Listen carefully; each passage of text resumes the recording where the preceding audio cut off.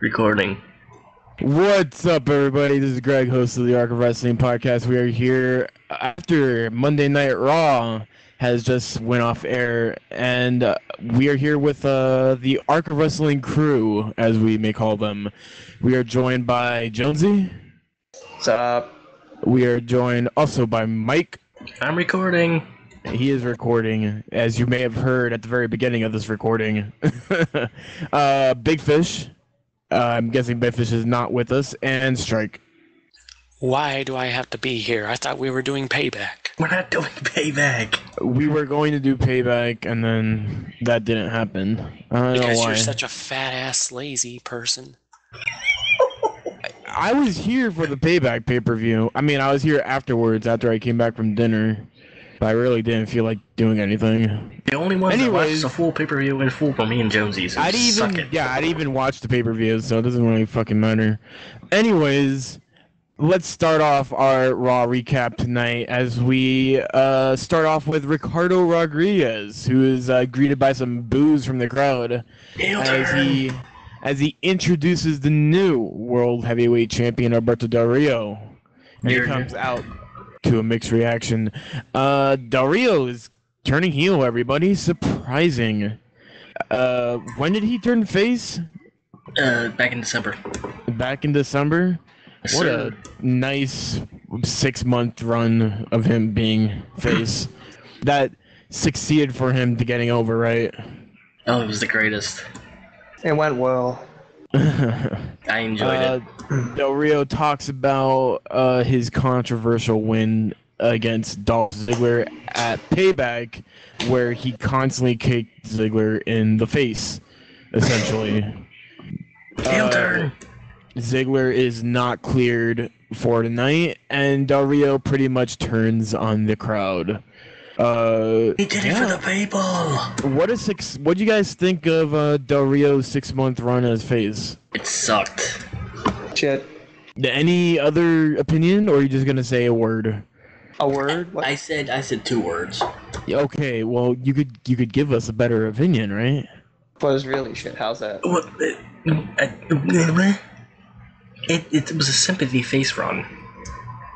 Was it a sympathy face run, or do you think it was more of a ploy from Vince to get Del Rio over? Because you heard from the beginning of the face run that Del Rio was face for pretty much one reason only, was to get the Mexican viewing crowd more someone to watch, be the next Eddie Guerrero, essentially, or be the next Rey Mysterio, something for the Latino crowd to get behind.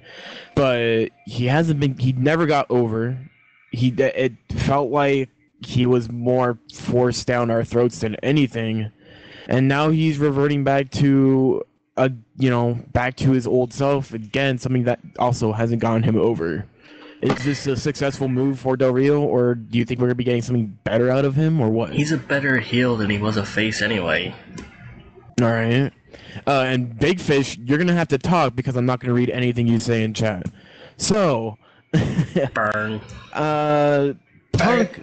Punk comes in with Paul Heyman and decides to challenge Del Rio on Monday Night Raw for a non-title match, of course, because Ziggler still is going to get a title opportunity later on. Wow. So we have Vicky and the surprise return of Brad Maddox. I believe he was on the pay-per-view last night, though. Was he? Was he? I'm not too sure. But Brad Maddox is back, everybody.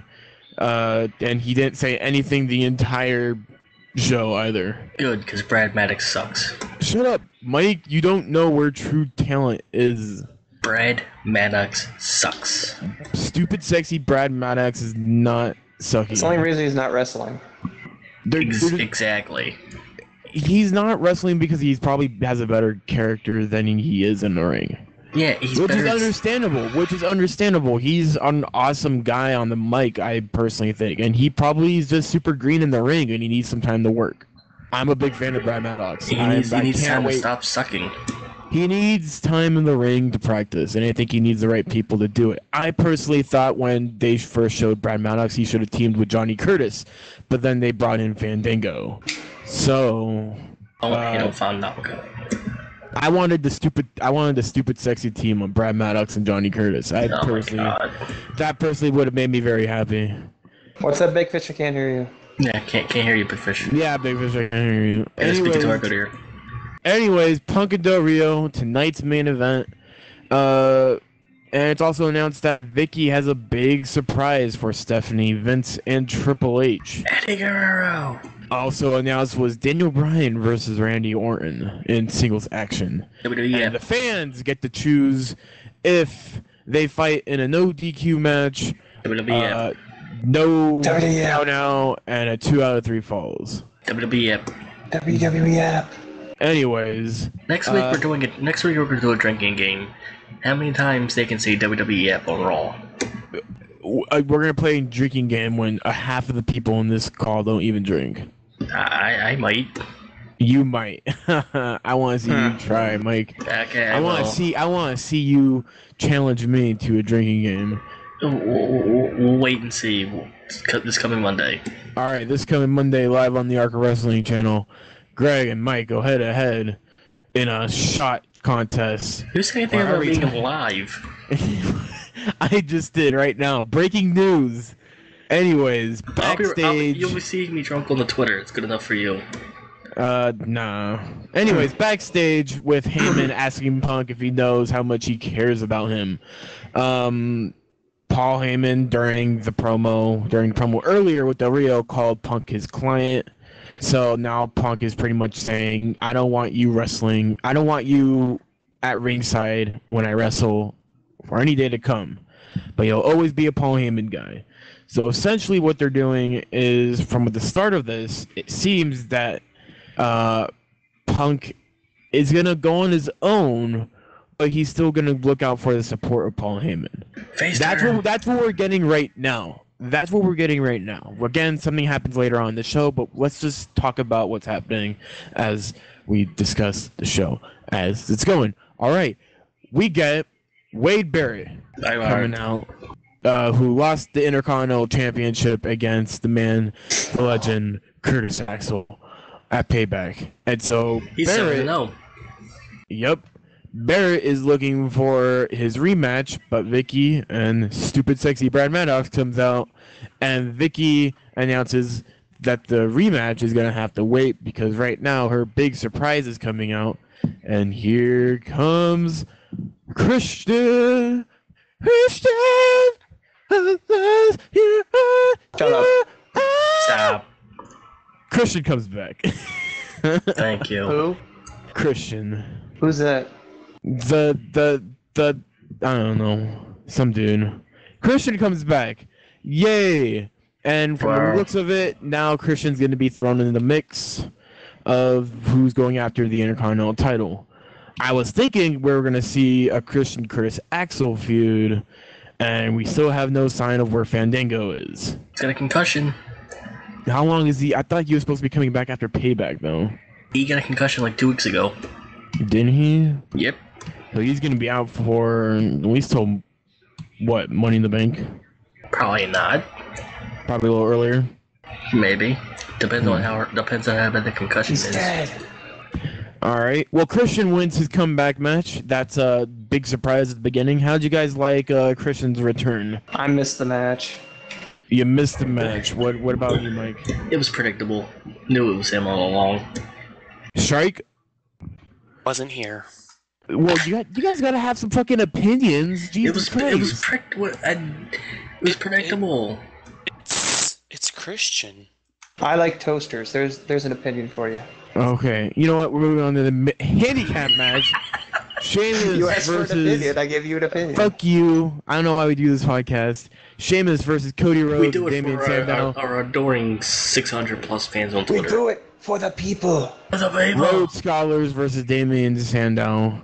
Guys, I'm sorry, what? We are continuing to see these guys go after each other. Rhodes Scholars versus Damian Sandow? No, I said Rhodes Scholars versus Sheamus. If you would listen, you stupid piece of shit. Anyways, when Sheamus is going for a bro kick onto Cody Rhodes, Sandow slides in and rolls Sheamus up for the win.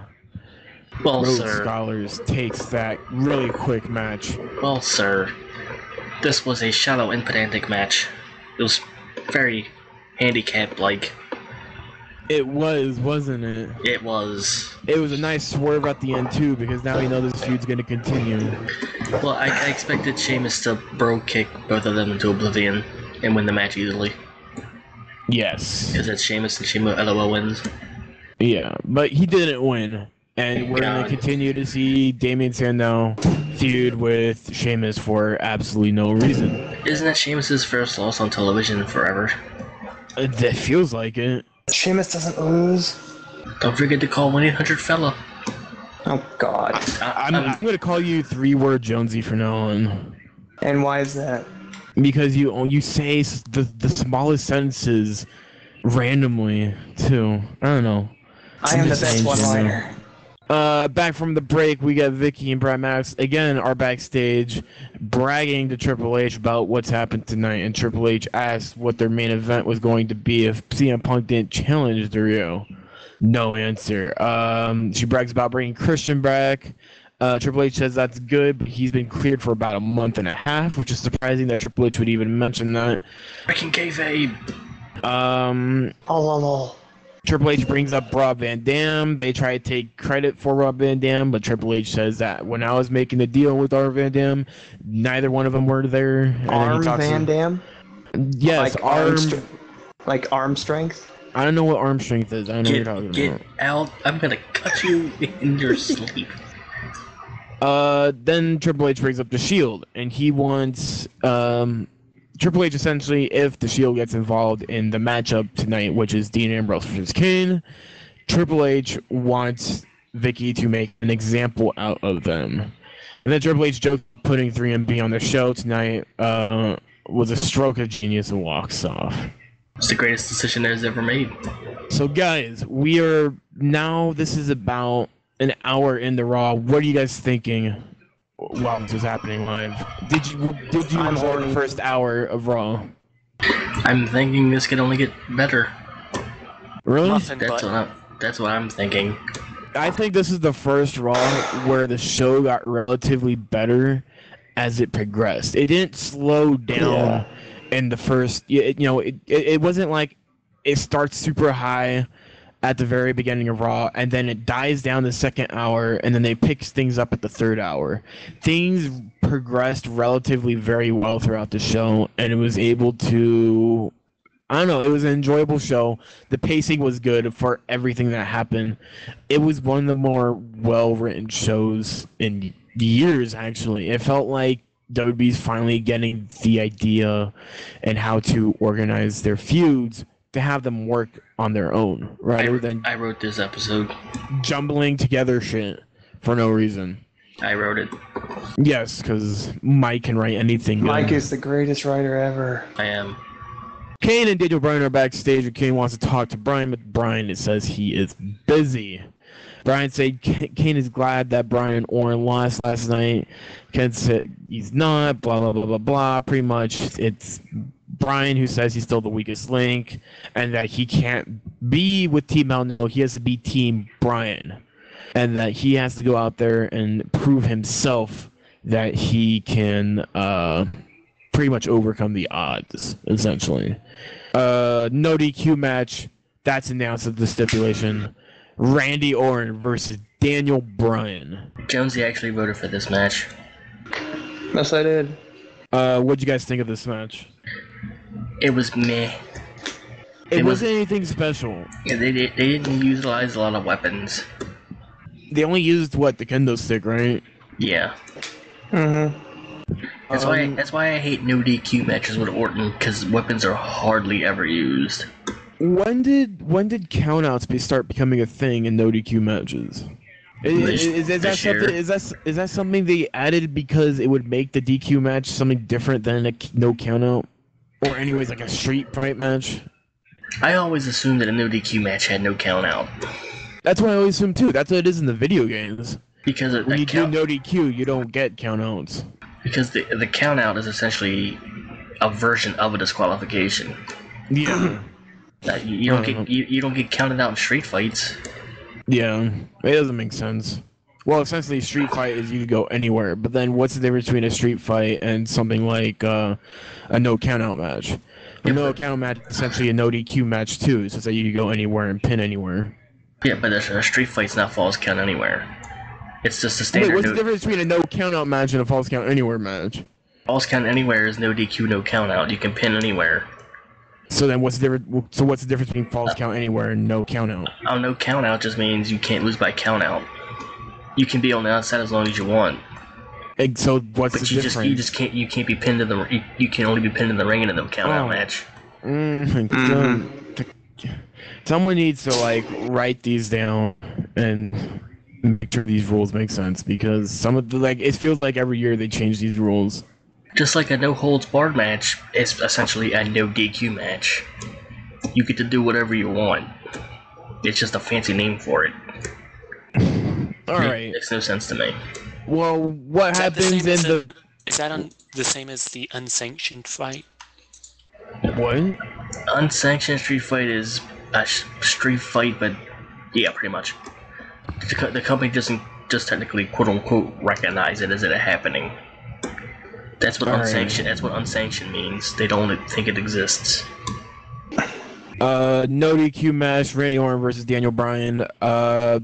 Orton throws Daniel Bryan mid-match into Bryan goes for a suicide dive. Orton catches him and sidesteps and sending Bryan into the barrier. Later on in the match, we get Bryan gets checked on by the doctors because it looks like now they're gonna give Bryan a concussion storyline or whatever. The referee stops the match because the doctor says Daniel Bryan can't wrestle anymore, even though Daniel Bryan is clearly fighting the doctor's back and continuing to get up and fighting Orton. I read he had something wrong with his shoulder. I don't believe that. I think this is a work, and that's fine, because everybody online is believing that Daniel Bryan's actually hurt. I don't think he's hurt. I think this is more of a storyline focus to where Bryan's going to come back and be like, that match ended, that was a false finish, I want a rematch or something like that. I think WWE's getting very handsy with these injury storylines. We shall see. So Randy Orton wins the no DQ match because the referee calls it. Daniel Bryan, they shake hands and then they walk off pretty much. They hugged. Yeah, they hugged. Good old best friends. BFFs. We go to the ring and out comes the new, my lovely, my beautiful, my darling WWE Divas champion AJ Lee.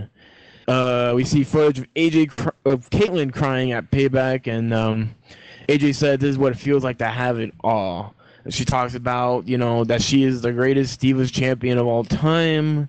Says that she's an example to all women. And the surprising factor of this all, music hits, Stephanie McMahon comes out. Right. This is something I've been waiting for a while, the confrontation between AJ Lee and Stephanie McMahon. Stephanie pretty much, AJ says hi to the boss and asks if she's going to congratulate her. Stephanie says that pretty much she needs to start acting like a champion. This leads to, more talk between Stephanie and AJ. Stephanie is threatening AJ that she doesn't want to lose her job. It looks like we're going to start getting some heat between the two. That means we're probably going to be seeing Stephanie on TV a lot more now as well. And the last thing I want to see is the McMahons burying all the talent. That's what it feels like it's going to happen, isn't it? Because she essentially buried AJ. That's what happened. So if Ziggler is going the way he's going, how are they going to explain the AJ Caitlyn feud? Caitlyn will end up turning heel. It's hard. It's either they're gonna have to come up with a creative way to turn both Ziggler and AJ face at the same time, or they're gonna have to go the route that I hope they don't go, is separating AJ and Dolph Ziggler. Because personally, I think that three alone, the what's his name? Big E, Ziggler, and AJ. Awesome trio right there. They shouldn't be, taking those guys apart at all. Anytime soon, actually. Don't forget the part where Stephanie buried Caitlyn too on the stage. What happened? He buried Caitlyn on the stage too. Oh, yeah. Yeah, shit went down. Caitlyn apparently also had a nipple slip during that, too. Whole ordeal. When when Caitlyn went to go attack AJ in the ring, and then Big E pulls AJ out. I was wondering why the TV screen went black for a minute. I thought it was my TV for a second, but apparently it's not. I was like, what did they cut out? And then it came back, and everybody was like, her titty popped out, oh my god. Let's be honest. We all thought, we were all waiting for that moment to happen. It was gonna happen sooner or later because Caitlyn constantly is always adjusting her top. So you knew like there was gonna be that time where it was just gonna pop out, and it did. Well, she should wear a top that fits. Doesn't want that to happen. Nothing can contain those beauties. A t-shirt. Mike, stop ruining the show.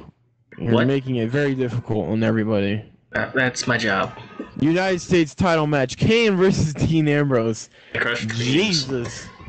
Guys, what do you think about this very, very quick match? Quick. No point. Quick. No Roman point. Reigns and Seth Rollins come out and they attack Kane, which Kane wins by DQ. Which means Dean Ambrose still holds the title. So pretty much all of Dean Ambrose's title defenses are going to be by count or DQ. This is going to be great. It's just another Daniel Bryan reign. We complain that Cesaro was doing nothing with the belt because he wouldn't let him do anything with the belt. No, Ambrose is doing nothing with the belt. Well, at least Ambrose is on TV. Cesaro was rarely on TV, and when Cesaro he was on TV all the time. He was getting squashed. Cesaro was on TV all the time. Not near the end of his run. He was on Main Event. Yeah, Main Event. Who watches that show? Main Event's on TV though. Who watches it? People that have Ion. Exactly. He's still on TV. Which is 0. It still counts. Mike. Ion is still on a TV station. Just TV station. If they still have it, they still see him. It still counts. That's like saying. Sound like NXT. He was on Saturday Night Slam, but that doesn't mean. Yeah, I don't know where I was going with that. Anyways, if he's on Saturday Morning Slam, he's still on television. We see Mark Henry backstage hugging. Excuse. Backstage hugging Tamina Snuka, Titus O'Neil, and Darren Young, and Darren is crying like a little bitch. He is. Shield are backstage when Vicky Guerrero poaches them, pissed off. They taunt her and ask if she's going to spank them or something. Vince McMahon comes up, says that this reminds him of himself and rebellious or whatever the fuck he said. He tells them that they're doing a good job and to keep it up and have a good night. They walk off and Vince tells Vicky that he likes the Shield, and to come to think of it, he never really liked Kane anyhow. Ouch.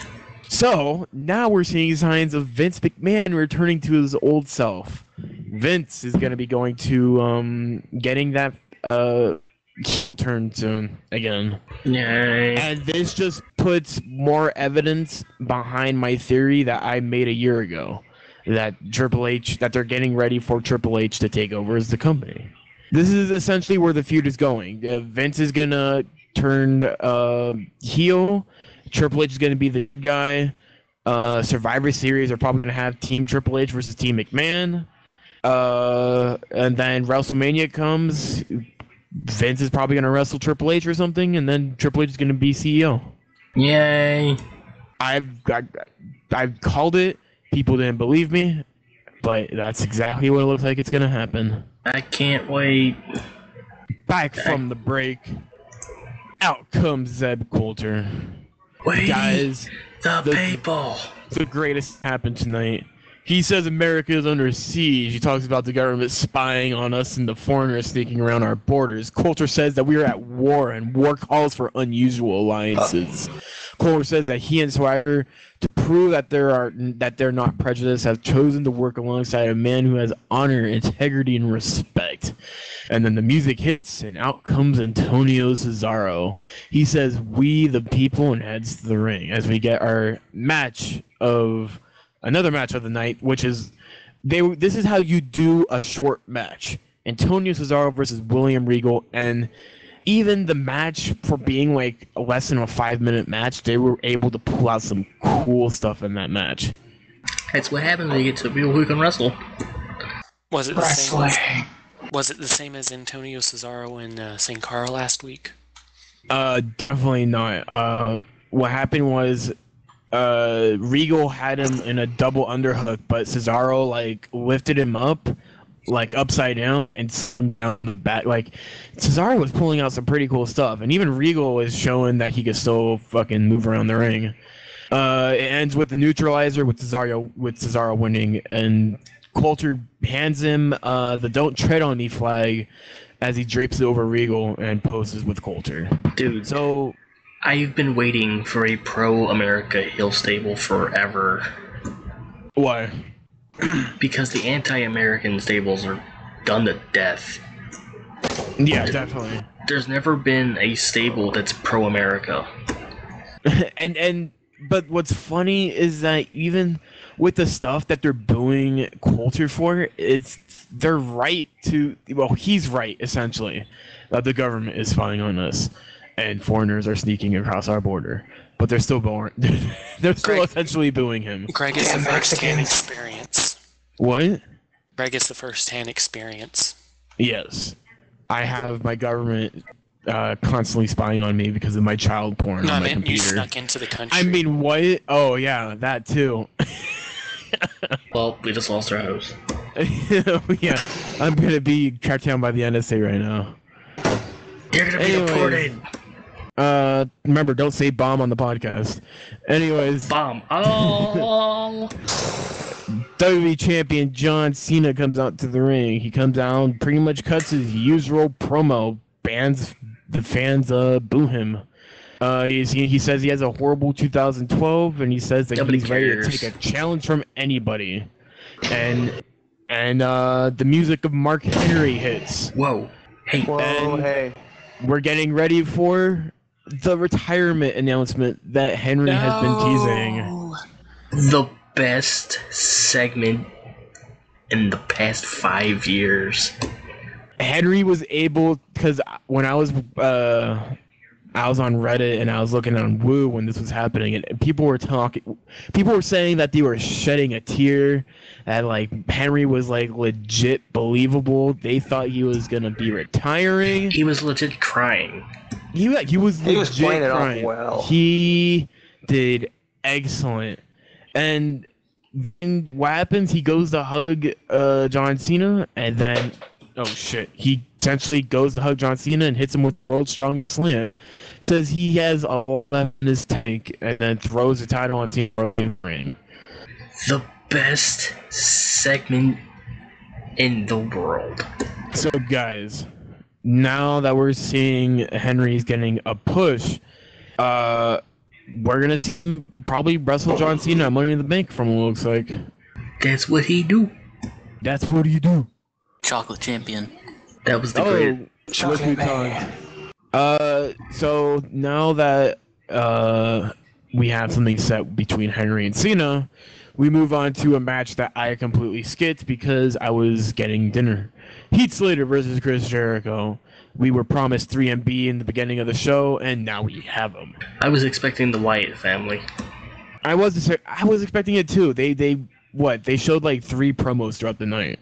2 or 3, some shit like that. But like I was really expecting the Wyatt family today. The last promo they showed, they cut it out at the end. I thought they did that deliberately. I think they did. Yeah. That's why I said, all right, that's their final promo. They're coming out tonight. And there was still a lot left time in the show too when that happened, because the John Cena thing only happened like mid-second hour, I think. Well, they should have debuted, but they didn't. Chris Jericho wins with the code breaker. Drew McIntyre tries to attack, but then he hits him with the code breaker as well. Second hour is over, guys. What'd you guys think? Best hour ever. Hey. Well, especially that was the start of the third hour, but whatever. Swerve of the year. The swerve of the year. Best swerve. After Swerved into oncoming traffic.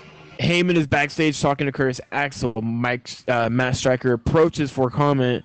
Heyman says that he's the best friend of the best of the world. He says he's friends and needs space, and that's what Striker and wants Striker to talk about Curtis Axel. Back from the break, Sin Cara versus Curtis Axel, guys. I heard Curtis Axel has another new finisher. Is he? He's got like a DDT now. Oh yeah, he did. Well, he nailed the DDT for a win. They said that was his finisher. He's probably looking for something new. I wouldn't be surprised if he's gonna try to mess with a couple finishers for a while. Use the perfect plex.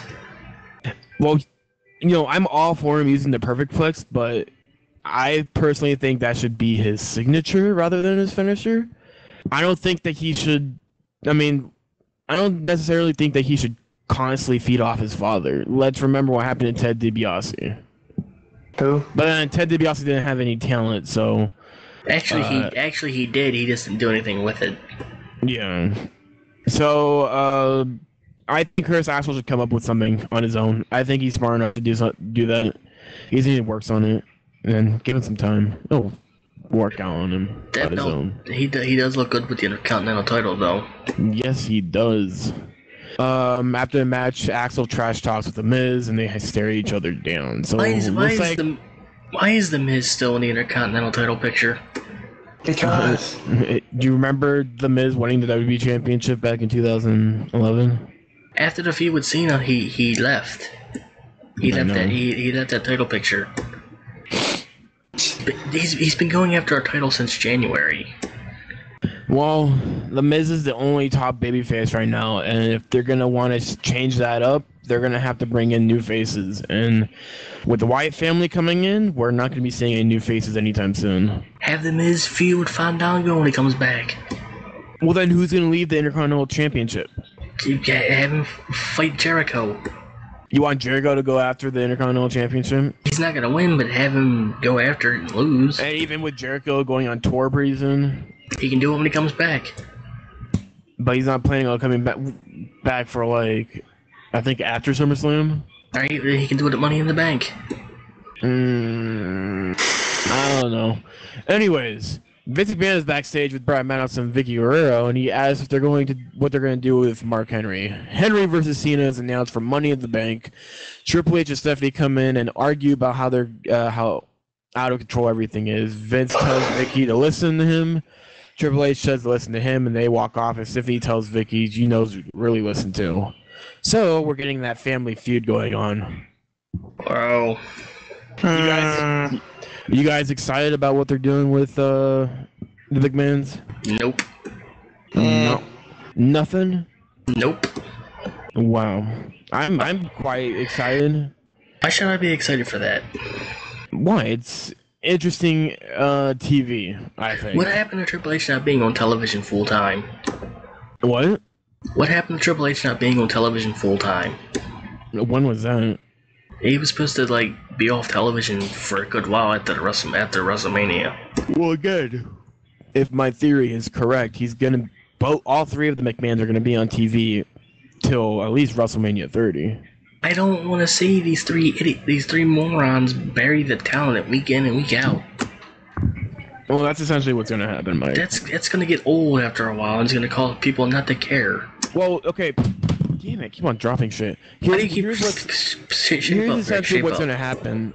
Here's what's essentially gonna happen. They're gonna take a break. They're not gonna take that long of a break though, but they are definitely gonna take a break. They're probably gonna be back before Survivor Series happens, but they're gonna allow the storyline to play out and for people to, understand what's going on and allow the transition to happen slowly.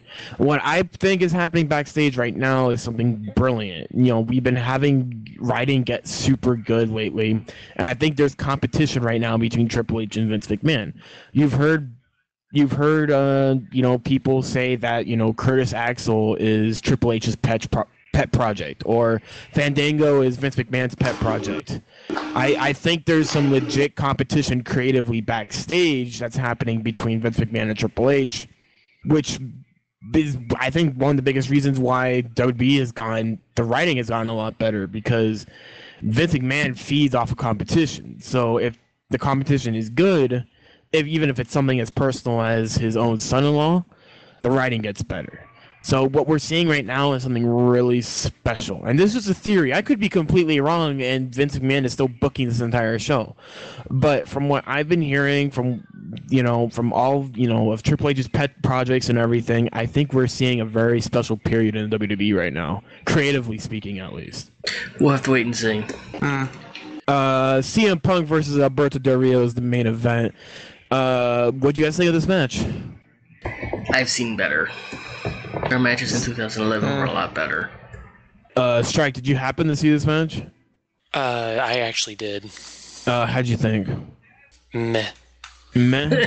God, I love how you guys have...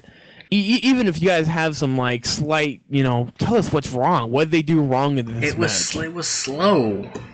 Alright, it was slow. It didn't... It felt like they were dragging it only because there was 25 minutes left in the show. And they had do you think the entire Raw was kind of rushed, or do you think that they were able to pull off everything at such a nice pace that they were cutting time to short rather than, extending it? I think it was they were cutting time. No, they rushed Payback. They didn't rush Raw. Okay, well, winner by count, Del Rio left the ring. CM Punk, and also what happened after Ziggler jumped Del Rio. After Del Rio left the ring, Ziggler jumps off the stage and randomly goes out and attacks Del Rio. So while Ziggler, chases Del Rio off to the back, Punk gets his arm raised, and whose music hits? Brock Lesnar. Lesnar comes back and pretty much F5's Punk in the middle of the ring. And now we have our match for SummerSlam. Well, whoa. Here comes the pain. What'd you guys think? Third hour overall Raw. What'd you guys think? Actually, first, let me ask you, what'd you guys think of now that WWE is setting up Lesnar versus Punk? What'd you guys... Thoughts on that? Punk's gonna lose. They're not gonna have Lesnar to lose to Punk. That makes sense. I mean, yeah, I can see it that way, that Lesnar is going to win. Do you think that he could be working 2 pay-per-views, or do you think he'll only work one for CM Punk right now? He's not going to work Money in the Bank. Do you think he'll work Night of Champions? He'll work SummerSlam. Night of Champions? Yeah. Night of Champions implores he wins the title. No, he could work Night of Champions and not have a championship. But then what happens if Daniel Bryan beats Cena at SummerSlam? Daniel Bryan versus Lesnar? No, rematch. Alright then. You're saying... But then you're implying that Cena is losing the title to Daniel Bryan. Well, I'm just saying, if Daniel Bryan beats Cena, why would Lesnar go after Daniel Bryan? I'm talking about Lesnar and Punk.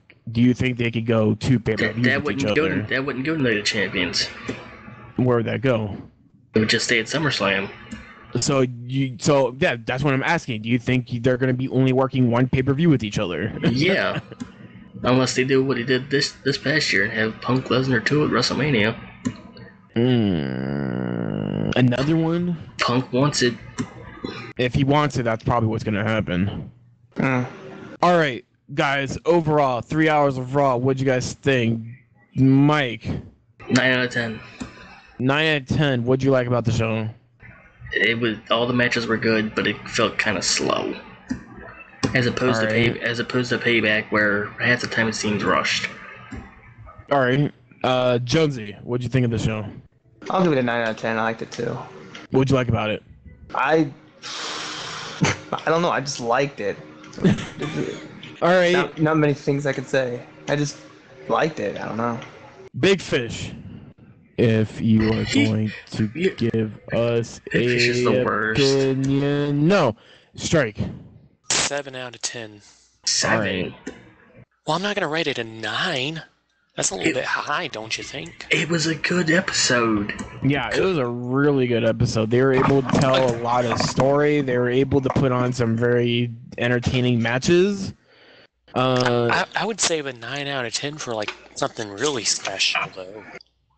Yeah, but even the more special shows can be bad. I'm not necessarily saying like a gimmick show. I'm just saying like I would save 9 out of 10. I'd say it was a good 8 I'd say it was a good 8.5 show. I felt that WWE just had the ability to put on a really good show tonight. I think that the progression of the writing over the past couple months, since they've been able to, build characters, they're able to, place people where they're supposed to be. They're a lot more organized, and so the writing's just gonna get better over time. And like I said a couple months ago, that the writing's just gonna get better. That there's something special going on. And so you just have to have patience in the WWE. And then people would be like, oh, that's not true. WWE's writing's poor. It's crap. It's not going to get any better than this. Well, look what's happening now. It's evolving. We're getting a lot more. We're getting new people in Raw. We're getting interesting people. I feel they're going to work on Raw right now, and they're probably going to move on and work on SmackDown and get that as a better show. Because I want to doubt that they don't want, if they're just going to work on Raw, they want to get both shows looking good. So, to be fair, they were also competing against Game 3 of the Stanley Cup Finals tonight. That's true. Who won that? Anyways. Boston. Damn it. Alright. So they were treated... Yeah, I completely forgot it was on too, but they treated that game... I'm assuming they knew it was on, and they treated it like it was another wrestling program. It was a great show, and I understand why you can't write a show like this.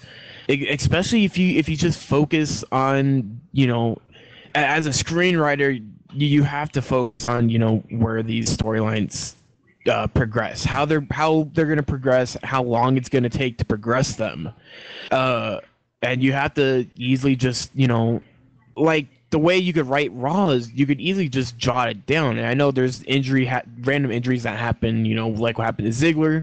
They had to completely change script because now Ziggler was gone for 5 weeks, and then they needed to make things, happen and not just have to wait on Ziggler to come back. And I think they were able to handle Ziggler's injury well with Del Rio turning heel. I felt that was probably the best thing they could have done following that 5-week injury that Ziggler was not even on TV. You know what the sad thing is? What? We're in the middle of summer where people aren't paying attention to wrestling. I'm not sure if that's a bad thing. I think that's an excellent thing because history shows that in the past 6 years that WWE treated, this summer of wrestling as nothing really important. This is after WrestleMania. They're still trying to get characters in place and built. So when it comes to more of the fall season, they have people ready. But if they have people ready right now, then I want to see what they do in the next couple months because it must be amazing. You understand? If their regular season of not so great wrestling happens to be really good, I want to know what their best season is going to look like because it's going to push our expectations a lot farther. You understand? Well, it's going to look, next week can't be bad. It can't. They have to top what they did this week. They have to be able to. They're gonna have to think really hard. They're gonna have to figure out how they're gonna progress the Cena and Henry storyline. They're gonna have to. I think they already have something planned between Punk and Heyman, so I'm not too worried about what Punk's gonna be doing in the future. I am worried what they're gonna be doing with Cena. While I like Henry going after the WWE title, you know that he's not gonna win it. You know that Henry's probably at the end of his rope when it comes to wrestling, and they're probably just going to have one last match between Henry and Cena.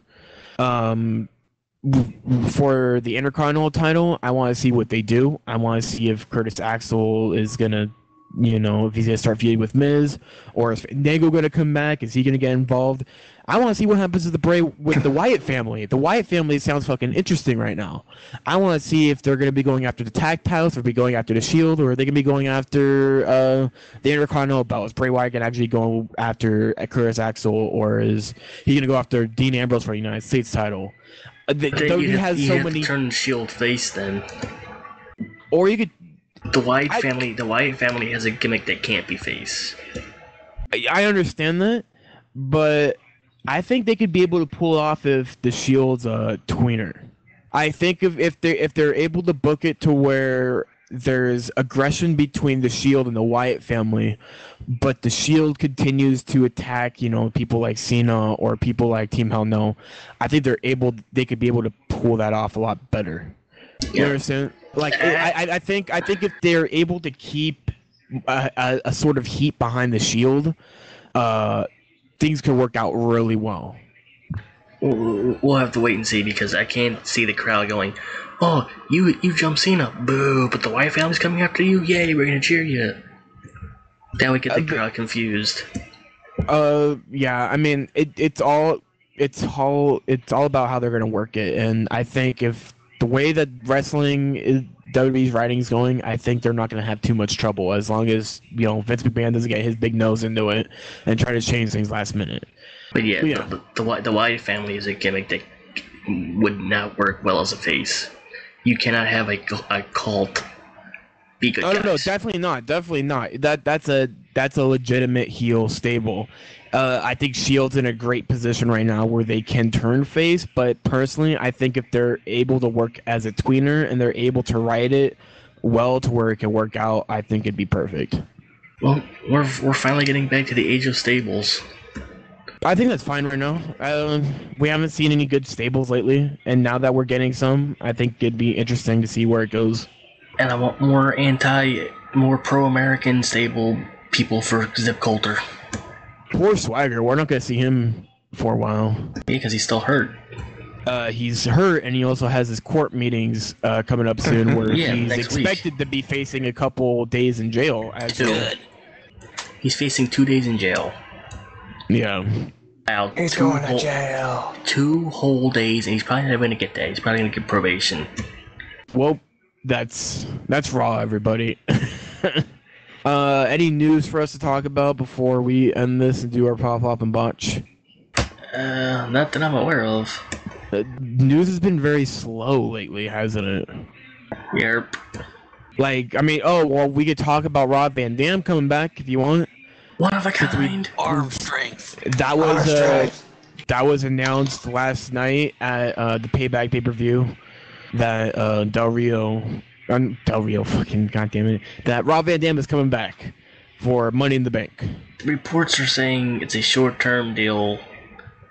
Reports are saying it's a full-time deal, but he's working a limited schedule. And they're saying it's a full-time deal in general. It's hard to tell. I think it all depends on what Rob Van Dam's role in Money in the Bank plays. If he's in a Money in the Bank match itself, there's a possibility of him actually winning the briefcase. If he just ends up in some feud, if he ends up cutting a promo and then ending up in some random feud, then his role in the WWE is going to be short term. We could finally get Punk versus RVD. We could get a Rob Van Dam heel turn and end up having him join Paul Heyman. RVD cannot work as a heel. He'll still get cheered. Okay, well, this has been happening with a bunch of other people lately. Yeah, but you can't turn him full-fledged heel because the crowd will still chant RVD. It's been that way since ECW. Yeah, it's been that way since ECW. It's been that way for a lot of times with a bunch of other superstars, too. WWE's gotten to the point where they don't care what the crowd chants because they're just going to ignore it in the first place on commentary. They'll just tell Michael Cole to completely say the opposite of what's going on. At least we get something. Listen to the crowd chanting Sheamus. Listen to the crowd chanting Sheamus when they're chanting Dolph Ziggler. What's up, Big Fish? At least we can finally get the commentators to actually acknowledge the RVD chant instead of going, does the crowd want Ziggler? So, WWE's commentaries is just as bad as Taz and TNA. anything is that bad as Chad and TNA. That's how bad the commentary is. Is it getting hot in here? Callahan says farewell at the PWG show that I wanted to go to.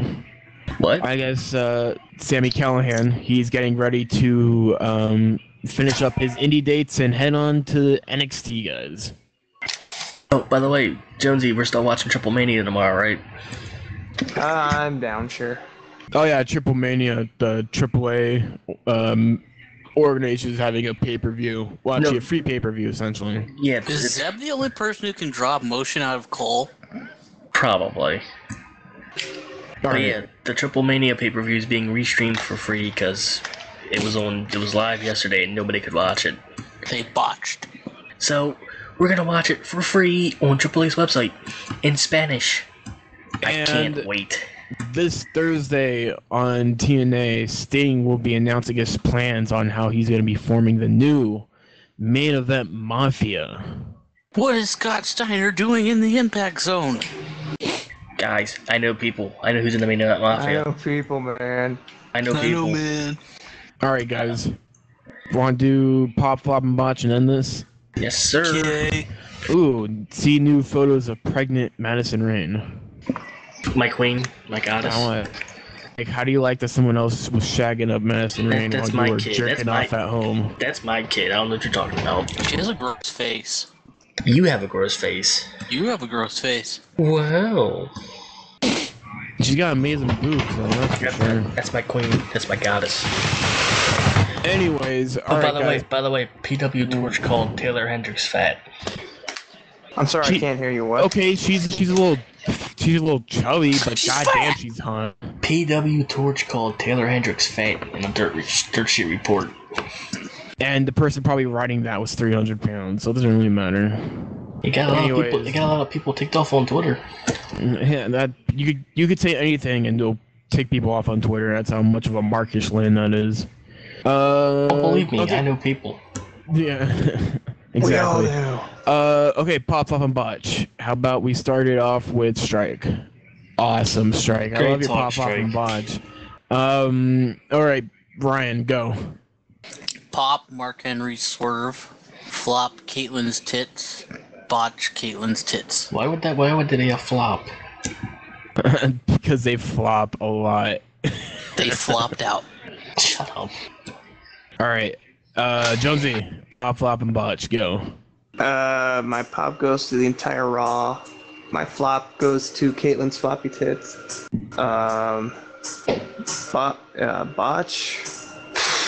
Nothing Tick. really. I can't think of anything. Tick, tick, tick, tick. All right, Mike, go. Pop, Payback, and Raw, so it's a tie. Flop, to the stupid people on Twitter, you don't know people, so don't say you do. Were you live tweeting during Raw?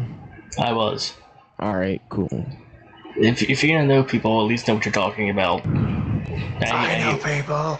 I hate Do when you people. know people? I hate when people are proven wrong and they go, "Who are you? You're irrelevant." Me. And my botch goes to all of the morons who are hating on Ziggler because he's quote unquote overhyped by the IWC. Sorry, we're not. I love how the IWC talks. I love how the IWC hates on the IWC because they're just hating on themselves essentially. Guys, I'm gonna go write on a wrestling forum that the IWC sucks, and then I'm gonna go talk about 10 reasons why CM Punk's amazing. That's essentially what happens. Yep. Alright. It just annoys me. All right, my pop, flop, and butch. My pop goes to AJ winning the Divas Championship, and the penis in my pants after seeing that tit come out. That was a nice big pop. The whole 2 inches. The whole 92 inches. Yeah, Damn okay. right, it's a monster. Okay. It's a monster. My flop goes to I don't know. who's been not doing so great in recent? What happened to the Usos? I wanted to see more of the Usos. That's my flop. I wanted to go see more of the Usos this time